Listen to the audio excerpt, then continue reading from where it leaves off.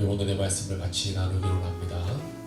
오늘의 말씀은 하박국 3장 2절의 말씀입니다. 한 목소리로 우리 크게 합동합니다. 시작. 여호와여, 내가 주께 대한 소문을 듣고 놀랐나이다. 여호와여, 주는 주의 일을 이 수년 내에 부응하게 하옵소서. 이 수년 내에 나타내시옵소서. 진노 중에라도 긍휼을 잊지 마옵소서. 아멘. 오늘 하박국 3장 2절 말씀을 가지고 수년 내에 부응하게 하옵소서 라는 제목으로 우리 같이 하나님의 말씀을 나누고자 합니다. 우리의 인생은 감사 인생이 되어야 됩니다. 우리가 이 땅에 지음받은 목적이 뭐냐? 하나님께 감사하고 하나님을 예배하라고 우리가 이 땅 가운데 지어졌다는 거예요. 그러면 우리는 그 지음받은 대로의 삶을 살아가는 자가 되어야 되는 것이죠. 하나님이 원하시는 목적대로 인생을 살아가는 자가 되어야 돼요. 우리가 예수님 처음 믿을 때는 어땠습니까? 기도하면 눈물이 나고 예배만 드리면 감격하고 그 예배 가운데 하나님을 만나고 은혜가 되고 우리는 늘 예배가 감격의 예배가 되었어요. 그런데 신앙생활한 지 5년이 지나고 10년이 지나요. 우리가 그 시간이 지남에 따라 계속해서 하나님을 사랑함이 더 커져야 되는데 어떡합니까? 그 첫사랑이 식어버려요. 감사를 잃어버려요. 그렇기 때문에 우리 삶 가운데 신앙의 문제, 신앙의 어려움들이 생겨나게 되는 것이 예배를 사모하는 마음이 사라집니다. 찬송을 불러도 감동이 없습니다. 기도를 해도 하나님의 음성이 들려지지 않습니다. 예배를 해도 그런 감격이 우리에게 사라지지 않습니다. 우리의 영적인 나태함, 영적인 무기력이 우리 삶을 지배하기 시작합니다. 형식적인 그런 모습이 나타납니다. 우리 신앙의 가장 큰 위기가 뭐냐? 그것은 이 뭔가 내 삶에 문제가 나타났다라는 것이 우리 삶의 위기예요. 우리는 늘 새로워져야 돼요. 첫사랑을 회복해야 돼요. 처음 예수 만났을 때 그 감격을 우리가 되돌려 삶을 살아야 돼요. 이것을 잊어버리고 살면요 계속해서 세상적으로 살아갑니다. 문제 가운데 빠져 들어가게 되는 것이죠.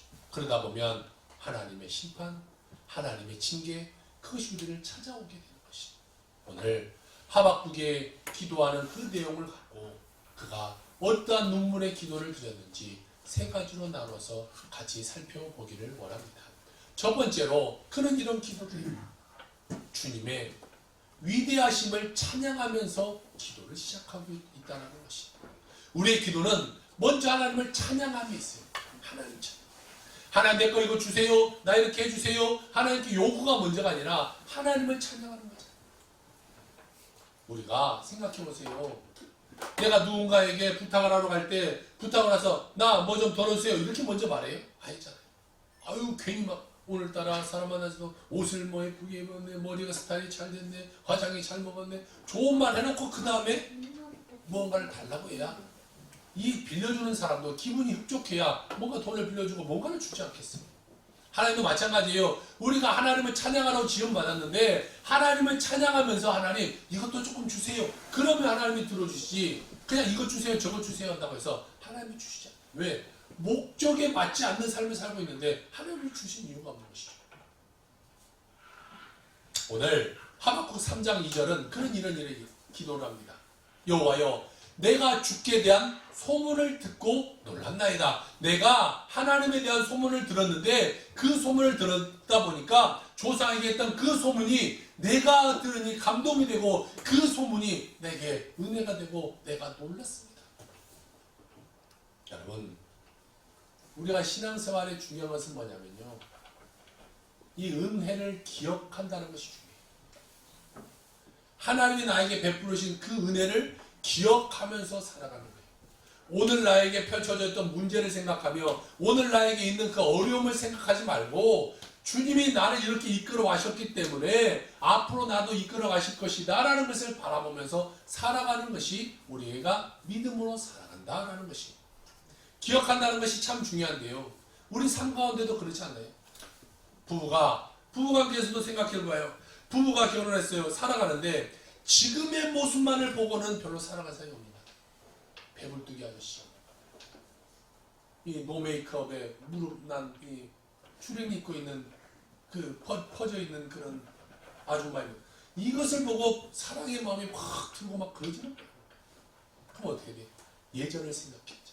연애했을 때의 모습, 좋았을 때의 모습을 살아가면서 앞으로도 좋아져 갈 것을 바라보는 거예요. 자녀를 키우는 것도 마찬가지예요. 지금 문제 있고 지금 말썽 피는 그 모습이 아니라 과거에 귀엽고 과거에 사랑스럽고 과거에 예뻤던 그 모습을 바라보면서 얘가 앞으로도 지금 문제가 있지만 잘 커나갈 것을 바라보면서 그 아이를 살아가는 거죠. 지금의 모습을 보면요 살아갈 수가 없어요. 아유 저것이 왜 저럴까? 아유 저 아유 저 옆에 아유 저 남편. 이 지금을 보면 기억한다는 것이 그만큼 중요하다는 것입니다. 하박국은 이런 기도를 해요. 주님, 그 놀라운 일을 내가 기억하고 듣고 감격하고 놀랐습니다. 하나님의 행하시는 일을 보니 내가 놀랐습니다. 그가 지금 그렇게 고백하고 있는 거예요.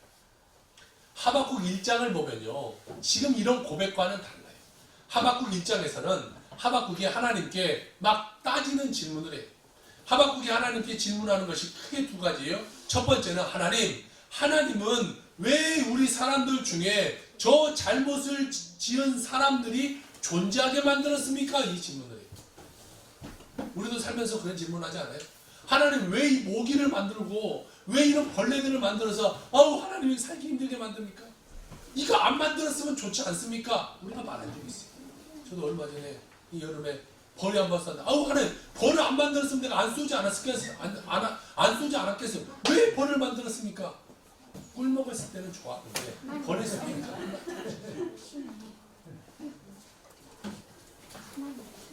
그 당시에는요 종교 지도자들이 타락했어요. 또 이 정치 지도자들이 타락한 모습이 있었어요.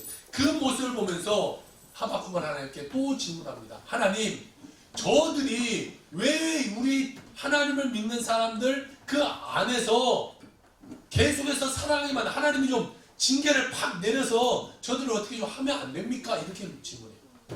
우리도 그런 질문하잖아요. TV 보면서 저런 것은 죽여버려야 돼. 저건 사형에 처해버리지 저걸 왜 살려줬어? 우리도 말하잖아요. 저런 나쁜 사람 왜 하나님 여기다 왜 둡니까? 왜 처단하지 않습니까? 그것을 그가 질문하는 거예요. 그럴 때 하나님이 하박국에게 이렇게 대답해요. 다 심판받을 거다. 조금만 기다리면 옆에 있는 바벨론이라는 그 강대국이 점령해 들어와서 지금 이 남유다인데요. 남유다 너희를 멸망하게 할 것이다. 이렇게 하나님이 말씀해요. 그러니까 하박국은 또 질문이 생겼어요. 하나님, 우리는 하나님 믿는 족속인데 저들은 하나님도 안 믿는 족속인데 왜 하나님 안 믿는 족속이 하나님 믿는 우리 족속을 왜 점령해서 우리를 괴롭히고 우리를 죽이게 합니까? 이건 잘못된 거 아닙니까? 어떻게 안 믿는 그 나라가 우리를 이길 수 있습니까? 그때 하나님이 이렇게 말해요. 그들도 그들의 죄를 따라 그들도 벌 받을 것이다. 그런데 지금 너에게 환난이 오지만 그 가운데서도 의인은 믿음으로 말미암아 살리라. 우리가 많이 들었던 얘기죠. 의인은 믿음으로 말미암아 살리라. 그게 하박국 1장에 나오는 얘기죠. 그게 왜 나오느냐? 그런 질문 가운데 나와. 너희가 그런 환난이 당할 거야. 그런 환난이 나오고 그들이 점령하고 그들이 멸망시킬 텐데 그 중에서도 너희가 믿음이 있으면 어떻게 된다?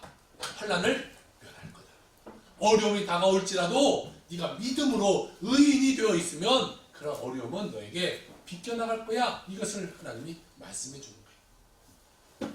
하나님은 바벨론을 사용해요. 바벨론을 사용하는 것은 바벨론이 잘나서 사용하는 것이 아니에요.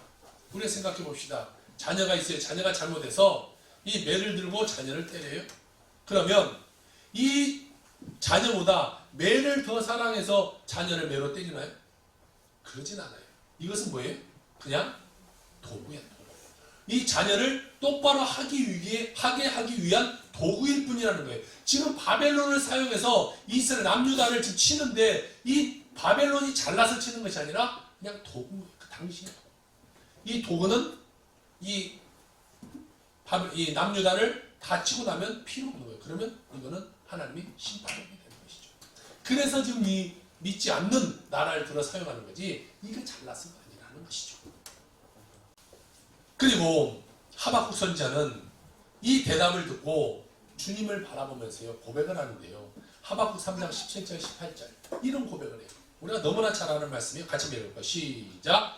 비록 무화과 나무가 무성하지 못하며 포도나무에 열매가 없으며 감람나무에 소출이 없으며 밭에 먹을 것이 없으며 우리의 양이 없으며 외양간에 소가 없을지라도 나는 여호와로 말미암아 즐거워하며 나의 구원의 하나님으로 말미암아 기뻐하리로다.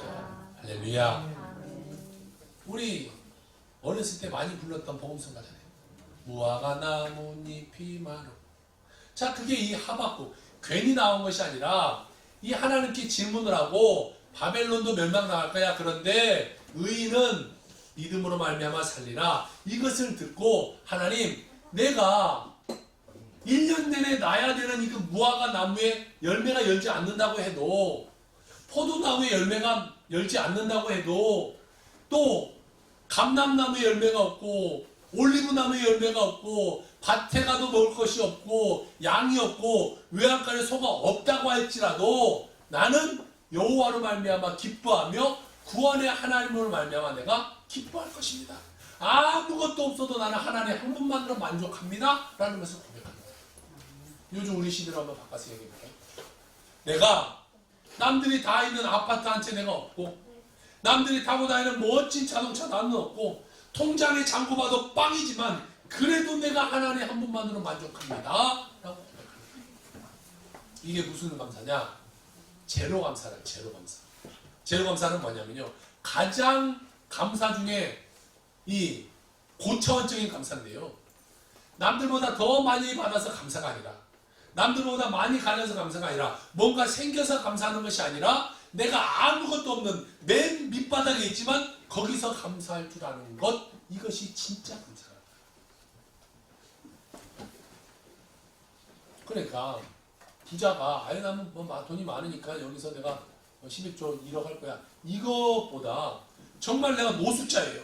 먹을 거 하나도 없어요. 오늘 난 3일을 굶었어. 그럼에도 불구하고 그 상황에서도 하나님, 내가 이렇게 굶고 있지만 그래도 내가 하나님 믿음에 내가 하나님께 감사합니다. 이 감사가 큰 거다.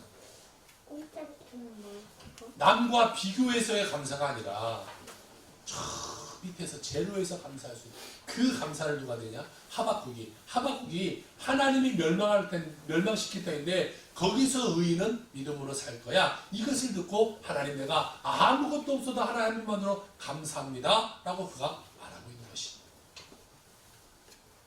여러분, 어떤 어려움이 다가와도, 문제가 다가와도 하나님 한 분만 찬양하고 하나님 한 분만 위해서 감사하고 살아가는 여러분의 삶이 되게 주의로 부탁드립니다. 원래 그 하나님 한 분으로 감사해야 돼요. 다른 거 없어도, 다른 거 내가 가진 것이 없어도 하나님을 믿고 살아가는 그것이 더 값지다. 이 땅에서 아파트 10채 있는 것보다 하나님 믿고 살아가는 것이 더 값진 거예요. 한 분만 하면. 나머지는 아유 그래도 내가 아파트 한 2개 있어야 된다. 그렇게 생각합니다. 우리가 오직 하나님 제일주의로 살기만 하면요, 하나님이 나머지의 복은 하나님이 채워주고, 이걸 믿어야 돼요. 내가 막 내 삶에 막 이 많은 것을 내가 하려고 하지 말고 하나님 제일주의로 살면 내 나머지는 하나님이 채워주신다. 내가 필요한 것을 하나님이 채워주신다. 하나님 나에게 복 주신다. 이것을 믿고 이 순서대로 인생을 살아가는 자가 돼야 돼요. 이것을 믿을 줄 알아야 돼요. 우리는 우리에게 지금까지 베풀어 오신 주님의 은혜를 잊어서는 안 돼요. 지금을 보지 말고 하나님이 함께 하신, 하나님이 축복하신 그 은혜를 바라봐야 돼요. 우리는 어떻게 살아야 되냐? 겸손히 늘 기도하는 자세로 살아야 돼요. 내 잘난 맛으로 살아가서는 안 돼요. 다른 사람 막 헐뜯고 다른 사람 문제 이렇게 그렇게 살지 말고 겸손하게, 늘 겸손하게, 하나님 난 아무것도 아닙니다. 하나님 주님만이 나의 모든 것 되십니다. 겸손함으로 엎드리는 그런 삶을 살아가는 우리 인생이 되어야 되는 것이죠. 두 번째로 하박국은 어떤 기도를 드리냐, 부응하게 하옵소서 하는 기도를 드려요. 오늘 3장 2절을 볼까요? 수년 내에 부응하게 하옵소서, 이 수년 내에 나타내시옵소서 라고 고백합니다. 하박국의 이 간구를 같이 한번 생각해 봅시다. 하박국 선지자는 주님의 놀라운 역사가 수년 내에 빨리 좀 일으키게 해주세요. 빨리 부응하게 해주세요. 이유는 뭐예요? 이제 하나님이 뭐라고 말씀했어요? 조금 있으면 남유다 너희들 심판해서 내가 벌할 테인데 너희들 의인만 살 거야, 이렇게 말하니까 하나님의 그 심판이 있기 전에 빨리 우리가 부응해서 회개해서 그 심판 안 받게 해주세요. 아니 심판이 오더라도 내가 그 안에서 살아남도록 해주세요. 그것을 좀 기도합니다. 빨리 부응하게 해달라고. 사랑하는 성도 여러분, 지금 우리가 하나님께 회개해야 될 때예요. 지금 하나님께 지금 엎드려야 될 때예요. 뭐 시간 많은데요 목사님, 앞으로 100세 시대는 앞으로 막 20년, 30년, 40년, 50년 돼서 아마 아직 걱정 없어요. 아니에요. 지금이 회개해야 될 때예요. 힘들 때, 어려울 때, 문제가 있을 때 그때 주 앞에 엎드려 회개하는 자가 되어야 되는 것이죠. 여러분, 우리의 문제가 뭐예요? 알면서도 회개 안 하는 것인 거죠. 회개해야 된다는 거 알아. 회개라는 소리를 많이 들었어요. 그런데도 회개하지 않아요. 왜 그래요? 먼저는 첫사랑의 감경을 잊어먹는 거예요. 하나님께 감사가 없으니까 회개도 안 나오는 거예요. 하나님의 교인이 안 도와주네, 뭐 이런 소리 하는 거예요. 눈물과 감사와 감격의 예배가 사라지고 내가 어떤 모습으로 있냐, 이제는 구경꾼의 모습으로 교회에 남아있는 거예요. 아유 오늘 뭐 잘하나, 아유 설교 잘하나, 아유 누구 나왔나, 뭐 어쨌나, 아유 오늘은 뭐는 왜 이래, 저는 왜 이래. 구경꾼의 모습. 그게 우리 문제인 거예요. 그래서 새로 나온 사람이 만약에 울면서 기도해, 그러면 아이고 저 사람 마치 주책스럽게 저 교회 와서 저 울고 짜고 저 저러고 있네. 우리가 언제 그럼 안 해봤어. 우리 다 해봤어. 아이고 저 뭐야. 그러면서 우리는 뭐하고 있어요? 그 사람을 비판하고 그 사람을 정죄하는 그런 모습 가운데 지금 내가 서 있다. 그래서 그런 모습 가운데 주님이요, 에베소 교회에 책망하는 모습이 나타나는데 계시록 2장 4절입니다. 뭐라고 책망하냐? 그러나 너희 책망할 것이 있으니 너희 처음 사랑을 버렸느니라. 첫사랑을 버린 것에 대해서 하나님은 지금 책망하고 있는 거예요. 첫사랑을 버리면 하나님께 책망받을 이유가 된다는 것이죠. 우리는 어떤 경우에 있어더라도 첫사랑을 잃어버린 사람, 첫사랑을 회복해야 돼. 아까 부부관계에서도 과거에 그 연애했던 것을 생각하였던 것처럼 하나님을 믿으면서도 그 하나님의 첫 감격, 정말 주님께 나와서 눈물이 터지고 하나님께 나와서 정말 감격하게 예배드렸던 그것을 우리가 생각해요. 감격의 예배가 그렇게 있어요. 눈물이 잊어먹으면 안 돼요. 감격이 잊어먹으면 안 돼요. 살다 보면요, 이런 감격이 이제 그냥 맹수맹수, 교회 와도 맹수맹수. 목사는 얼마나 더 하겠어요?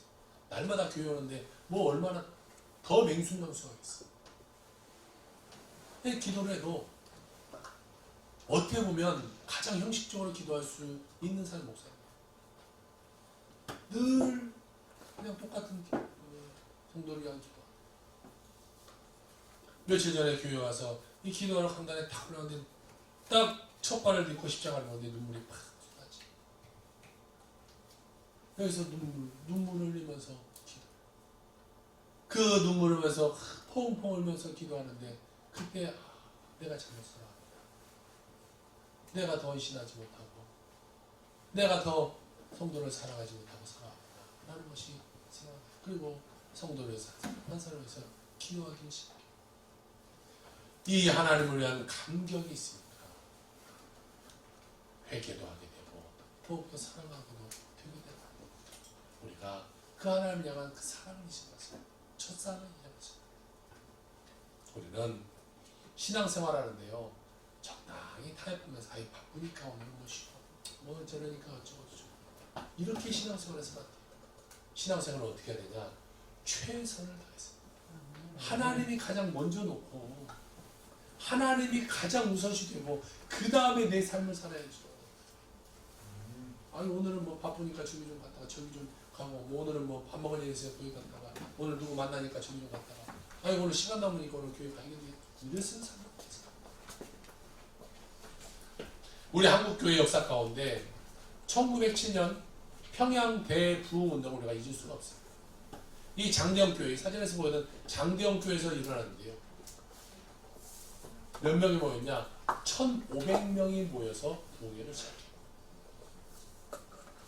이 부흥회는요, 한국 교회의 역사 가운데도 중심이 되고요, 세계적인 이 교회의 부흥의 역사 가운데도 중심이 돼요. 1500명이 모여서 그들이 예배를 드리기 시작해요.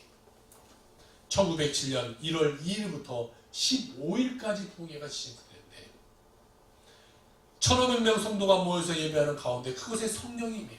성령이 임하니까 그 교회에 대표하는 장로가 있었는데, 다음 사진, 이 길선주 장로라는 분인데요, 이 길선주 장로가 갑자기 저 사람들 회중 앞에서 벌떡 일어나요. 저 벌떡 일어나서 그가 갑자기 자기의 죄를 고백하기 시작해요. 여러분 생각해 보세요. 1500명 있는 데서 벌떡 일어나서 대표 장로가 회개한다. 쉬운 일이 아니에요. 이분은요, 조금 있으면 이 목사 안수를 받기 바로 지금 전이에요. 그 상황 가운데 지금 이런 회개라고. 어떻게 보면 목사 안수가 날아갈 수도 있는 그런 상황이에요. 그가 자기의 죄를 회개하기 시작해요. 기록에 보니까 그 회개에 대해서 이렇게 기록하고 있어요. 길선주 장로는 기도의 도중에 갑자기 일어나 큰 소리로 외치기를, 나는 아간과 같은 죄인이오시다 라고 하면서 자신의 죄를 회개했다. 그 내용은 친구가 죽으면서 재산을 잘 처리해달라고 부탁했는데 그 중에 100원을 수고비조로 자기가 가졌던 것이다. 그러자 회중도 모두 마룻바닥을 치면서 회개하기 시작했다라고 말하고 있어요. 성령이 임하니까 많은 사람들이 앞에서 일어났어요. 내가 아간과 같은 죄를 지은 사람입니다. 나는 죽을 자입니다. 나는 죄인입니다. 여러분, 존경받던 장로가, 가장 대표 장로가 지금 그러고 있는 거예요. 그가 그렇게 하자 성령이 임해서요, 그곳에 임하는 많은 사람들이 이 성령에 취해서 회개하기도 하고 막 기도하기 시작해요. 기록에 보니까요, 새벽 2시까지 기도를 하는데요, 몇 명이 모였냐? 600명이 나갔어요. 그럼 생각해요. 지금같이 불이 켜지거나 머리 끄는 것이 시절도 아니에요. 1907년이에요. 저는 그 시절에 안 살아봐서 모르겠어요. 그때 살아계신 분 계신가요? 그때 뭐 아무것도 없던 시절 아니에요. 뭐가 있겠어요. 1907년에 아무것도 없던 깜깜한 밤에 새벽 2시까지 그들이 막 기도하기 시작한 거예요. 그 중에 20명이라는 사람은요, 막 기도하다가 일어나서 나도 이런 잘못을 졌습니다. 나도 이런 잘못을 저질렀습니다. 막 회개하기 시작해요. 이 회개의 운동이 그들의 근본적인 삶의 변화를 시작해요. 우리나라 우리는 처음이에요. 우리나라에 기독교가 들어왔을 때 우리나라는요, 아주 죄송해요, 개판이었어요. 도둑놈들 때 나쁜 짓 다 하고요, 술 취해 다니고, 사람들 막 담배에 완전히 취해서 살고, 길거리에 막 쓰러져 막 살고, 그때 시절에 뭐 제대로 살았겠어. 그때 그 삶이, 그 교회에서 일어난 그 운동이요, 사회로 변하게 되는데, 그때에 이 스왈슨이라는 선교사님이 기록해 놓은 것을 보니까 그 당시에 이렇게 기록하고 있어요. 그 다음날 사람들이 거리에서 서로 죄를 고백하는 것을 볼 수 있었다. 도둑맞은 물건들이 되돌아왔다. 도둑맞은 돈도 되돌아왔고, 오랫동안 갚지 않았던 빚이 청산되었으며, 부정한 방법들이 전반적으로 바로 잡혔다 라고 말하고 있습니다. 이 놀라운 영적 대부흥이 이제 전도운동으로 바뀌기 시작해요. 그래서 기록해 보니까 1903년에 이 장로교, 감리교회 교인이 몇 명이었냐? 3만 명이었어요. 그런데 이게 1907년 부흥에 일어나고 1년 뒤 1908년이 됐을 때 몇 명의 교인이 되었냐? 15만 명으로 늘었어요. 몇 배가 늘었어요? 3? 15가 되려면 3? 50. 5배가 늘어요. 부흥운동을 하는. 어떻게 보면 길선주 장로의 그 회개가 하나가 시발점이 되어서 교회가 부흥하고 사회가 변화되고 사람들이 교회로 오는 역사가 일어나게 되는 것이죠. 해리슨 선교사가 1908년에 이제 미국에 가서 미국 감리교 총회에서 보고하는 것을 보니까 이런 기록이 남아있어요. 수천 명이 글 읽기를 배우고 기독교를 알아보려고 문의하고 술주정꾼, 도박꾼, 도적놈, 오입쟁이, 살인, 도박 수천 명의 잡신을 섬기는 사람들이 다 그리스도 안에서 새 사람이 되었으니 옛것은 모두 다 지나가고 말았다라고 얘기하고 있어요. 그 당시에 우리나라의 모습이 어땠는지를 볼 수 있어요. 이런 사람들이 변화되어서 주님 앞에 돌아나와 주님께 헌신하고 삶을 살기 시작한 거예요. 여러분, 우리도 이런 부흥이 일어나요. 또 이런 부흥이 전반적으로 교회 안에만 머문 것이 아니라 이 동탄이라는 사회를 펼쳐나갈 수 있도록 만들어야 돼요. 그래서 동탄이 변화돼요. 더 나아가 이 대한민국이 변화돼요. 코로나로 인해서 힘들어하고 어려운 시점을 살고 있는 이 대한민국이 다시 한번 하나님께 무릎 꿇고 하나님께 엎드려 부흥하는 역사가 이 땅 가운데 일어나야 될 것입니다. 세 번째로 긍휼을 베풀어 주소서라는 기도. 이 부흥의 역사에 필요한 것이 바로 뭐냐? 주님의 긍휼이에요. 긍휼. 주님의 긍휼하심을 여겨줘야 부흥이 일어나는 거예요. 하박국 선지자는 주님의 긍휼을 간절히 호소합니다. 하박국서 3장 2절입니다. 여호와여, 주는 주의 일을 이 수년 내에 부흥하게 하옵소서. 이 수년 내에 나타내시옵소서. 진노 중에라도 긍휼을 잊지 마시옵소서라고 하나님께 기도하고 있습니다. 하박국 선지자가 기도하기를, 하나님, 우리가 죄 때문에 심판받지만 그러나 우리를 주님의 그 긍휼하심으로 우리를 도와주셔서 모든 어려움을 지나게 하세요. 주님의 긍휼하심을 말미암아 이 어려움을 이겨나게 해 주시옵소서. 하나님 보호해 주세요. 그들이 와서 우리를 점령할지라도 보호해 주세요. 그걸 좀 잊지 마세요. 그것을 부탁하고 있는 거예요. 사람들에게 회개하라고 말해요. 회개하라. 하나님이 지금 이 남유다를 멸망시킨다고 하는데 당신들 회개해라. 회개하면 살 수 있다. 회개하면 살 수 있다. 사람들이 들었을까요? 안 들었을까요?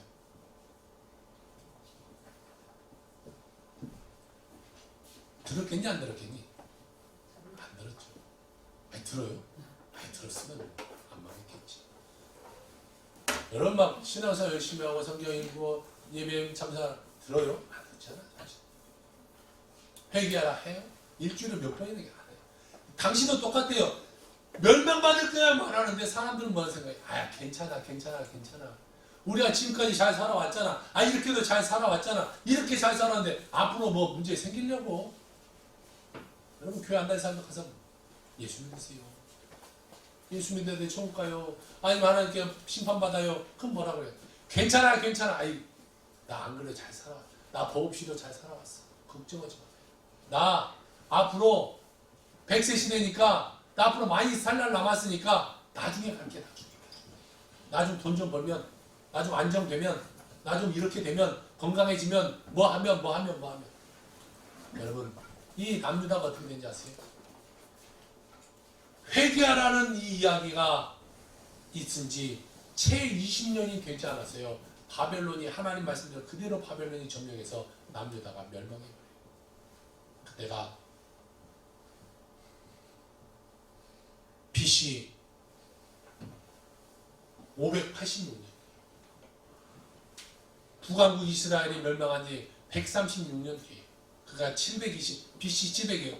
예수님 오시기 전, 기원전 722년에 북왕국은 예수님 하나님을 더 안 믿어서 먼저 망해버렸고, 그나마 하나님이 이 조금씩 선지자를 보내서 회개하게 해서 136년의 시간을 주고 너희도 회개하라고 마지막에 또 회개 안 하니까 그때 멸망하게 버리게 되는 것이죠.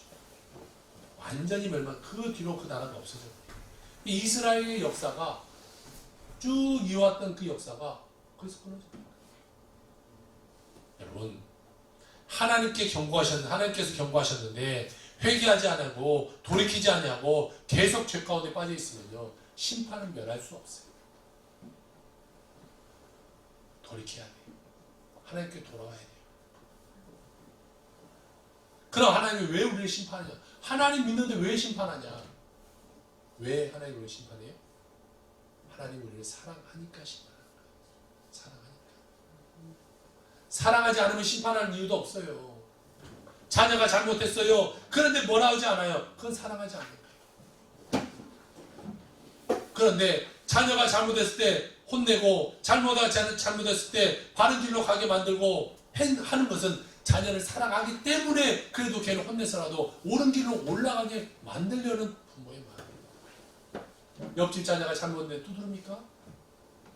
옆집 자녀가 도둑질을 왔는데 가서 내가 야 너 도둑질하면 안 돼. 내가 가서 말합니까? 오지랖이에요.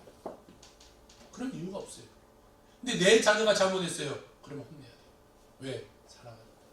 하나님도 마찬가지예요. 왜 그들을 심판해요? 사랑하니까. 왜 채찍을 들어요? 사랑하니까. 그러므로 여러분 우리는 첫사랑을 회복해야 돼요. 뜨겁고 열정적인 신앙을 회복해서 주님을 섬기는 자들이 되어야 될 줄로 믿습니다. 계시록 3장 15절 16절에 보니까 이런 말씀을 기록하고 있네요. 내가 내 행위를 아노니 네가 차지도 아니하고 뜨겁지도 아니한다. 네가 차든지 뜨겁든지 하기를 원하노라. 내가 이것이 미적지근하면 뜨겁지도 아니하고 차지도 아니하면 내 입에서 너를 어떻게 버린다? 해버린다. 하나님 버려버린다. 내가 뜨거운 열정으로 하나님을 섬겨야지. 너 그렇게 하지 않으면 내가 버려버릴 거야.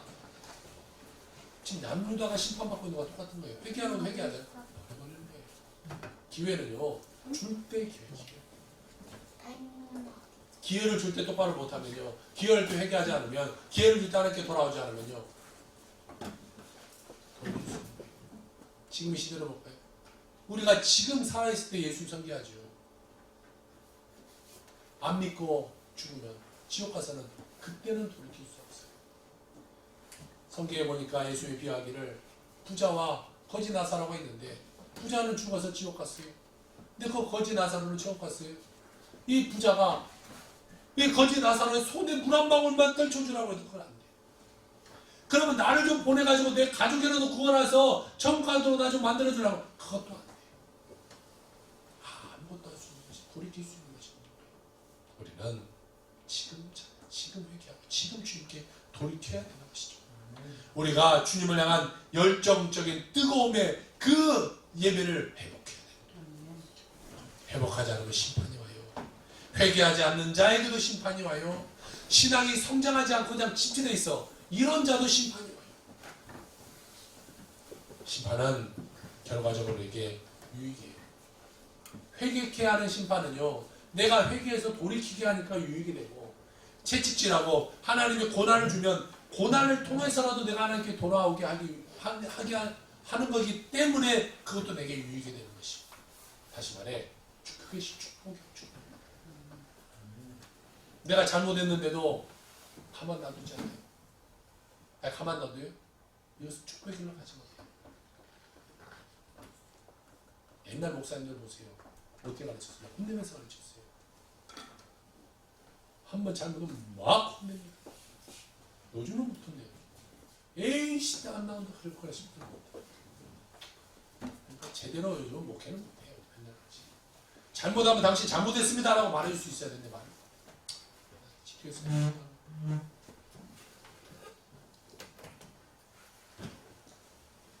우리가 하나님께 심판받고 혼나고 하나님께 채찍당하고 고난당하고 어려움당하고 이것이 우리를 축복으로 가는 길이라는 것을 깨달아요. 그것을 어떻게 통과하냐에 따라 우리가 축복으로 가냐 아니면 그냥 그 삶으로 멈춰버리냐 이게 달라집니다.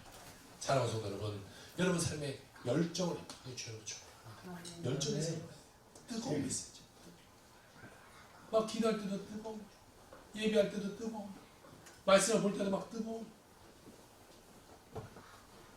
막 성령이 불타올라야 돼요. 막 불은 뜨겁잖아. 여러분 겨울에 보일러를 확 켜요. 근데 보일러를 꺼지거나 보일러가 나가거나 집에 난방기가 고장나요. 그러면 바로 추위가 찾아요. 주건사님 집 빼놓고는 다 추위가 찾아요. 주건사님 얼마나 뜨거운지 몰라요. 겨울에 한겨울에 가도 보일러를 안 틀었다는데 이렇게 너무 뭐 설교하고 너무 더워서 이렇게 보일러 켜진 거니까 27도야 겨울인데. 권사님 보일러 켰어요? 아니 안 켰네. 보일러를 안 켰는데도 집이 20초대. 그런 집 사셔야 돼. 이제 이사를 하려면 저런 집으로 해서 난방비를 아낄 수가 있어. 주거사 집 빼놓고는 다 추워져. 금방 추워져. 자, 우리 삶에도 마찬가지. 우리 신앙이 식어지면 금방 차가움이 와요. 주거사님은 햇빛이 잘 들어오니까.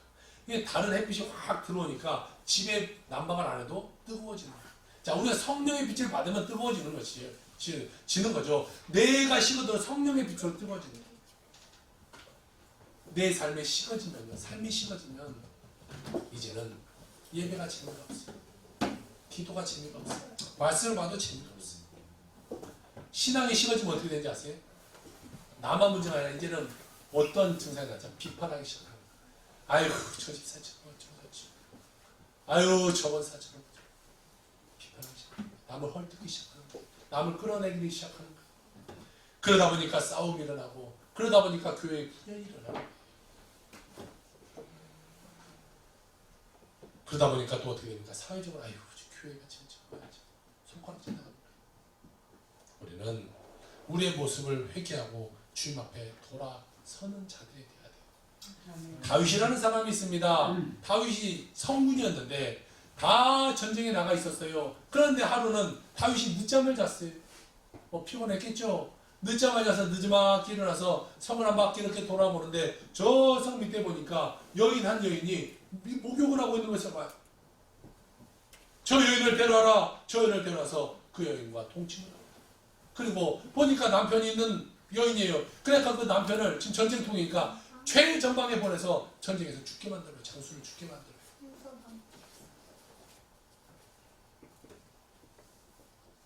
다윗은 왕이에요. 왕에게 누가 와서 다윗만 입 다물고 있으면요. 누가 와서 왕 왜 그렇습니까? 라고 말할 수 있는 사람이 없어요. 죽고 싶지 않으면 그러면 안 돼요. 죽고 싶으면 모르겠어요. 아무도 말하지 않을 수 있는 그런 상황 가운데 나단이라는 선지자가 나와요. 나단이라는 선지자가 딱 나와가지고 다윗에 서서 당신이 죄인입니다 라고 손가락질하면서 얘기해요. 그런데요. 다윗의 위대함은 바로 여기 있어요. 다른 사람 같으면 어떠겠어요? 저것이 누군데 지금 내 앞에 와서 나를 지금 뭐라고 하냐고 당장 가둬버려! 목을 잘라버려! 그럴 수도 있을 텐데 다윗은 그 나단 선지자의 소리를 듣고 그가 바로 회개해요. 하나님께 통곡하며 하나님께 회개해요. 그 회개가요. 다윗이 회개하면서 쓴 그 성경이 시편 51편인데 51편 봅시다. 하나님이여 주의 인자를 따라 내게 은혜를 베푸시며 주의 많은 긍휼을 따라 내 죄악을 지어주소서. 나의 죄악을 맑게 씻으시며 내 죄를 깨끗하게 죄하소서. 물은 나는 내 죄가를 아오니 내 죄가 항상 내 앞에 있나이다. 내가 주께만 범죄하며 주의 목전에 악을 행하였사오니 주께서 말씀하시기를 때에 의로우시다 하고 주께서 심판하실 때에 순전하시다 하리이다. 이렇게 말하고 있어요. 자기가 이와 같이 죄 지은 것을 하나님 보시기에 내가 심판받기 마땅합니다. 나는 죄인입니다. 라고 말하면서 회개하면서 하나님께 용서를 구하고 있는 거예요. 죄를 인정하고 용서를 구한다. 여러분 이것이 참 중요해요. 죄를 인정하냐 인정하지 않느냐 이것이 중요해요. 이것은 지금의 시대에도 마찬가지예요. 어떤 사람이 살인을 저질렀어요. 살인을 한 죄를 저질렀어요. 그리고 법정에 섰는데 정말 내가 그 사람을 실수로 정말 살인을 저질렀습니다. 앞으로 내가 이 다른 사람들을 섬기면서 내가 정말 착하게 살겠습니다. 한 번만 용서해주고 선처를 베풀었어요. 라고 하면 그 사람은 조금 이 판사가 정상 삼상해서 형량이 줄어들 수 있어요. 그런데 그런 사람이 있었잖아요.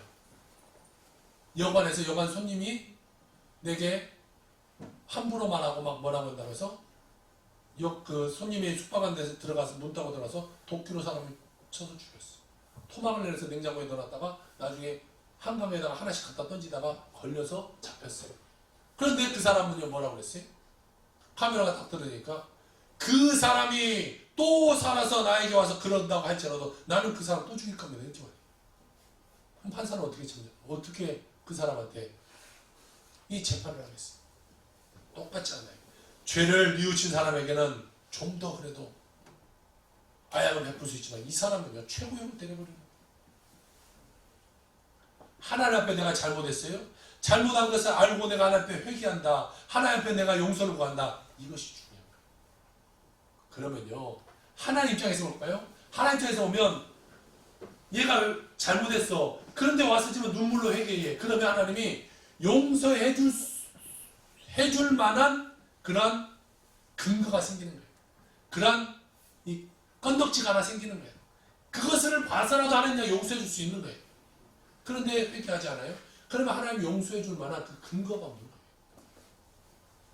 다윗은 죄로 인해서 하나님께 심판받을 때 하나님 나 심판을 면하게 해주세요 라고 기도하지 않았어요. 하나님 나의 환난이 없어지게 해주세요 그렇게 기도하지 않았어요. 그가 죄 지었을 때 염려했던 것이 뭔지 아세요? 그것은 하나님과의 나의 관계가 단절될까, 하나님과의 나의 관계가 문제될까, 그는 이것을 걱정해요. 하나님 나를 버리지 마세요. 하나님 나를 버리지 마세요. 나 죄인입니다. 하나님 내 죄를 용서해 주시고 나를 버리지 마세요. 그런 눈물로 기도했던 거예요. 나에게 정한 마음, 정결한 마음을 회복시켜 주세요. 나를 쫓아내지 마시고 주의 성령을 내게서 거두지 마소서. 주의 성령을 나에게 거두지 마소서. 구원의 기쁨을 회복시켜 주소서. 그가 기도했던 거예요. 우리가 문제를 만났을 때 어떠한 죄를 지었을 때 통에 자복하며 눈물로 기도하는 자들이 돼야 돼요. 죄를 졌으면요 하나님께 회개해야 돼요. 하나님께 회개할 수 있으니까 얼마나 좋아요. 며칠 전에 이 친구를 만나서 얘기했는데 그 친구는 천주교를 다니는 거예요. 그래서 이제 그 부분에 대해서 제가 천주교 얘기를 많이 듣는데 전 천주교를 모르니까 이 자기의 죄를 지으면 가서 신부님 앞에 가서 고해성사를 한대요. 근데 그런 것도 참 많았어요. 고해성사를 드리는데 여기가 창문이 하나 있대요. 그리고 이 신부님 가운데 들어가고 뒤에도 창문이 하나 있어요. 근데 앞에서 이 사람이 난 잘못했어요. 이렇게 잘못했습니다. 끝나면 돌아서 또 이 사람하고 끝나면 돌아서 이 사람 이렇게 한대요. 자, 그러면 이 사람이 와서 나 이런 죄를 졌습니다. 그러면 그에 맞는 벌을 이 신부님이 내려준대요. 그러니까 만약에 나 지난주에 지난주에 빠졌습니다. 그러면 가서 뭐 기도를 몇 분간 하고 뭘 하십시오. 그러면 하나님 용서해 줄 겁니다. 이렇게 숙제를 내주는 거예요. 그런데 여러분 제가 그랬어요. 신부는 힘들겠다. 이 사람이 누군지 알잖아요. 교인이 와서 말하고 있으면 누가 얘기하는 거 알아요. 저 사람도 그렇잖아요. 내가 죄진 거를 지금 이야기하면 나중에 신부님이 이렇게 하라. 뭐 성당에는 신부가 많지 않대요. 한 3명 정도 있대요. 뭐 큰 데는 4명 있대요. 그러면 3명, 4명 신부님 목소리 모르겠어요. 그러면 이렇게 하십시오. 얼굴은 안 보이지만 어떤 신부님이 내 지금 죄를 들었구나 알겠죠. 그럼 거꾸로 할 수밖에 없어요. 그런데 우리는 그럴 필요 없잖아요. 목사님 제가 지었을 제 잘못을 들어주세요. 그럴 필요 없어요. 우리가 하나님께 기도하면 되는 거예요. 다이렉트로 우리가 너희는 다 제사장이다 이렇게 했으니까 하나님께 기도. 하나님 내가 이런 죄 졌어요. 한 주간 내가 더욱더 믿음으로 살지 못했어요. 내가 하나님 범죄했어요. 용서했어요. 하나님께 기도하면 하나님이 그 기도를 들으시고 하나님이 바로 용서해 주는 거예요. 얼마나 좋아요. 거꾸로 올 거 없잖아요. 제가 여러분들 죄진 거 듣고 있다면요. 이것이 저도 정신병 나요. 다 죄진 거 하나하나 다. 천주교는 1년에 한 번은 다 해야 된대요. 다 1년에 한 번 정한 날은 모든 그 교인이 와서 다 해야 돼요. 그날은 뭐 신부님 야근하는 날이죠. 정신없겠죠. 그 소리를 다 들으면 얼마나 힘들겠어요. 그거를 어디다 토해내서도 누군가 말했다 그러면 큰일 나. 그래도 하나님께 여러분, 우리는 회개하는 기도하십니다. 주님, 나를 버리지 마시고 나에게 은혜를 베푸시고 성령을 거두지 마시고 주의 성령이 내게 늘 영원을 주시옵소서. 기도합니다. 사랑하는 여러분, 여러분의 삶이 더욱더 믿음으로 살아가는 장래에서 하나님께 회개하고 또 하나님께 내가 빨리 돌이켜서 이 남유다처럼 회개하지 않고 벌받는 것이 아니라 회개하고 하나님께 더욱더 축복받는 인생, 보람된 여러분의 멋진 가문을 가지시길 주의 이름으로 축원합니다. 아멘. 기도합시다.